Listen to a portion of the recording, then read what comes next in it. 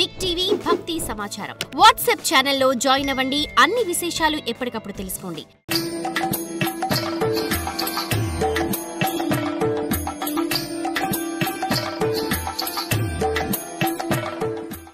ఒకసారి అంబరీషుడు తీవ్రమైన తపస్సు చేయగా శ్రీహరి ఆయన తపస్సుకు చాలా సంతోషపడ్డాడు.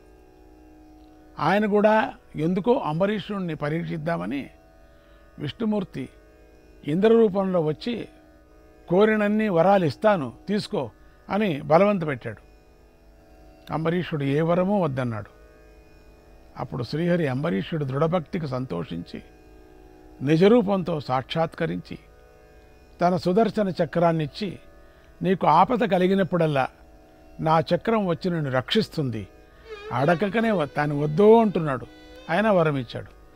అలా అనుగ్రహించి కోరమన్నప్పుడు కోరకుండా ఉండరాదు, ఏదైనా కోరుకో అని మళ్ళీ బలవంత పెట్టాడు. అంబరీషుడు నీకు భార్య కాగల కూతురును అనుగ్రహించు అని ప్రార్థించాడు. ఎందుకో ఆశ పుట్టింది శ్రీహరిని అల్లుడు చేసుకోవాలని. శ్రీహరి తథాస్తు అన్నాడు. అంబరీషుడికి కూతురు పుట్టింది. ఆమెకి యుక్త వయస్సు రాగానే నారద తుమ్ములు ఇద్దరూ కూడా ఆమెను తమకిచ్చి వివాహం చేయమన్నారు, వెంటబడ్డారు. అంబరీషుడు సంకటంలో పడి కూతురికి స్వయంవరం ప్రకటిస్తాను, ఏం వీళ్ళిద్దరూ ఇట్లా పట్టుకున్నారు, నాకు ఇద్దరూ పాడుకొని తిరిగేవాళ్ళు పెళ్లిగావులో అంటున్నారు, వీళ్ళు స్వయంవరం నేను ప్రకటిస్తాను, మిమ్మల్ని ఎవరిని ఆ స్వయంవరంలో ఎందరో రాజులు కూడా వస్తారు కదా, ఎవరిని వరిస్తుందో నా కూతురు వాళ్ళకిచ్చి పెళ్లి చేస్తాను. ఆ స్వయంవరానికి శ్రీహరి స్వయంగా వచ్చాడు. ఆ కన్య శ్రీహరినే వరించింది. నారద తుమ్మురులకు కోపం వచ్చింది. అంబరీషుని శపించాలని నీళ్లు తీసుకున్నారు. అదే కదా వాళ్ళకి కోపం వస్తే అదే కదా. వెంటనే విష్ణు చక్రం వచ్చి వారిని తరిమి కొట్టింది. వారిద్దరూ పరిగెత్తుకొని చివరకు శ్రీహరినే శరణు వేడి బయటపడ్డారు. మరి ఇంకేం, మరి శ్రీహరి భార్యను మాకు కావాలంటే వాళ్ళు వదులుతారా? చక్రం వదులుతుందా? నమిలేస్తుంది. అలా అంబరీషుడు శ్రీహరికే మామగారు అయ్యాడు. ఎంత అదృష్టం! ఆయన శ్రీహరిని ధ్యానించాలని సంకల్పించి 1 సంవత్సర కాలం పాటు ద్వాదశీ వ్రతం చేయాలని పూనుకున్నాడు. ఈ సంగతి భార్యకు చెప్పాడు. దంపతులిద్దరూ దీక్ష పూని వ్రతాన్ని పూర్తి చేశారు. అది కార్తీక మాసం. 3 రాత్రులు ఆయన ఉపవాసం ఉన్నాడు. ఆయన దీక్ష పూర్తి అయింది. కాళిందీ నదిలో స్నానం చేశాడు. తర్వాత మధువనానికి చేరుకొని మధుసూదనుడైనటువంటి హరికి అభిషేకాలను చేసి సుగంధాలను సమర్పించి సువాసన గల పువ్వులతో పూజించాడు. స్వామిని నిశ్చల భక్తితో ప్రార్థించి 60 కోట్ల గోవులను రప్పించాడు. ఆ గోవుల కొమ్ములకు వాటి కాలి గిట్టలకు బంగారు తొడుగులను తొడిగించాడు. మంచి వస్త్రాలతో అలంకరించి దూడలతో గల గోమాతలను బ్రాహ్మణులకు దానం చేశాడు. రుచికరమైన భోజనాన్ని పెట్టి పంపించాడు. వారందరూ రాజర్షి చేసిన సత్కార్యానికి సంతోషించి పారణ చేయటానికి అనుమతినిచ్చారు. అంబరీషుడు పారణకు ఉపక్రమించాడు. సరిగా అదే సమయంలో దూర్వాస మహర్షి అనుకోకుండా అక్కడికి వచ్చాడు. మహర్షి అనుకోకుండా అక్కడికి రావటానికి కారణం ఏమిటంటే, దూర్వాసుడు గంధమాదన పర్వతం మీద తపస్సు చేసుకుంటూ ఉండగా అప్సరస దంపతులు క్రీడిస్తూ ఆయన కంటపడ్డారు. వారిని చూసిన దూర్వాస మహర్షి తాను కూడా వివాహం చేసుకోవాలని సంకల్పించాడు. ఔరుడనే ముని దగ్గరికి వెళ్ళి ఆయన కూతురిని తనకిచ్చి వివాహం చేయమని అడిగాడు. కానే కావాలని నాకిచ్చి పెళ్లి చేయన్నాడు. దూర్వాసుడంతటి వాడు వచ్చి తన పిల్లను అడిగేసరికి ఔరువుడికి పట్టరాని సంతోషం కూడా కలిగింది. అయినా రహస్యం దాచటం ఇష్టం లేక ఇలా చెప్పాడు. తన అమ్మాయికి ఉండేటువంటి దోషం చెప్పాడు. నాయనా దుర్వాస, నా కూతురు చాలా మంచిదే, కానీ మహాకోపిష్టిది, పైగా అవివేకి. ఉన్న విషయం చెప్పాను అంతే, అయినా పెళ్లి చేసుకుంటానంటే నీ ఇష్టం అన్నాడు. నా పిల్ల విపరీతమైన కోపము, చెండిలాగా ఉంటుంది, భయంకరంగా ఉంటుంది. రెండోది పిల్లను వెనక నుంచి చూసావు నువ్వు, కొంచెం ముందు నుంచి చూస్తే తెలుస్తుంది నీకు. నల్లగా కూర పండ్లు అంతా ఉంటాయి, జాగ్రత్తగానే. ఏమన్నా కానీ పెళ్లి చేసుకోవాల్సింది. అయ్యా దూర్వాస, ఎవరైనా ఆడపిల్లని వెనక నుంచి చూసి మెచ్చుకుంటారా? ముందు నుంచే కదా చూసి మెచ్చుకోవాలా? ఇది ఎక్కడా అయ్యా? అదేమో నాకు తెలీదు, నాకు కావాల్సిందే. ఓర్వుడి కూతురిని పెళ్లి చేసుకున్నాడు. పెళ్లి చూశాడు, ముందు తట్టు, కూరపండ్లు, నల్ల ఆకారము, కళ్ళు పెద్దవి, చెవులు చాలా పెద్దవి, ఒకపారి వికలిస్తే ఇంతవరకు పోతుంది. అయినా ఏదో పెళ్లి చేసుకున్నాడు. కాకిపిల్ల కాకికి ముద్దు.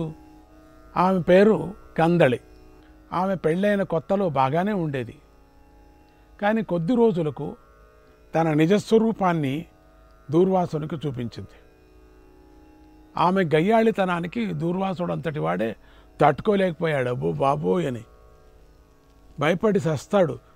ఇంటికి రావాలంటే బాధ, భయం. వెనక నుంచి దొడ్డివాకటి నుంచి వచ్చేవాడు.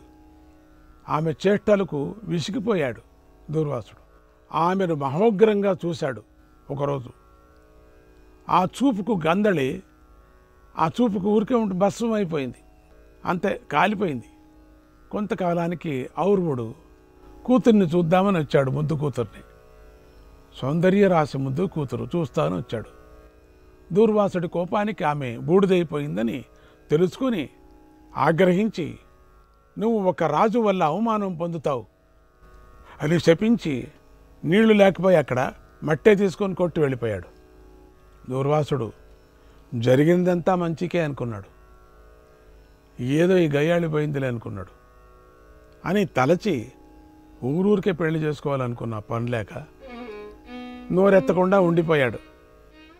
ఇప్పుడు ద్వాదశి వ్రతాన్ని ఆచరిస్తున్న అంబరీషుడి దగ్గరకు అతిథిగా వచ్చాడు.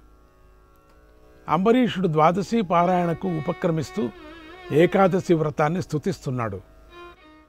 ఏకాదశి ఏకాదశి విష్ణు సదా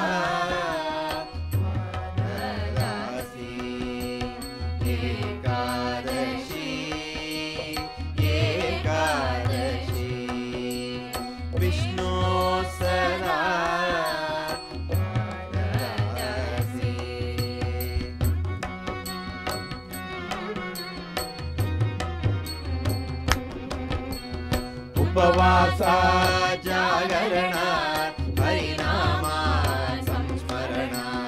ఉపవాస జాగరణ హరినామ సంస్మరణ. భక్తానాం బహుగుణితం పుణ్యం యా సందరతే. భక్తానాం బహుగుణితం పుణ్యం యా సందరతే. ఏకాదశి విష్ణు సదా హరి సవిధేది పదానా తమసా నాశకర్త్రి. హరి సవిధేది పదానా తమసా నాశకర్త్రి. హరిపదయో చింతనాభ్య పరమపద ప్రాపయిత్రి. హరిపదయో చింతనాద్య పరమపద ప్రాపయిత్రి. ఏకాదశి విష్ణు సదా ద్వాదశ్యాం పారణాద్య హరిరతి సంపాదయిత్రి. ద్వాదశ్యాం పారణాద్య హరిరతి సంపాదయిత్రి. బుద్ధి శుద్ధి జ్ఞానదాత్రి సచ్చిదానందదాత్రి. బుద్ధి శుద్ధి జ్ఞానదాత్రి సచ్చిదానందదాత్రి.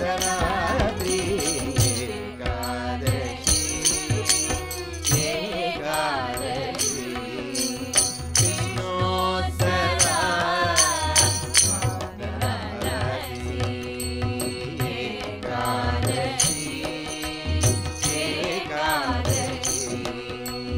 విష్ణు సదా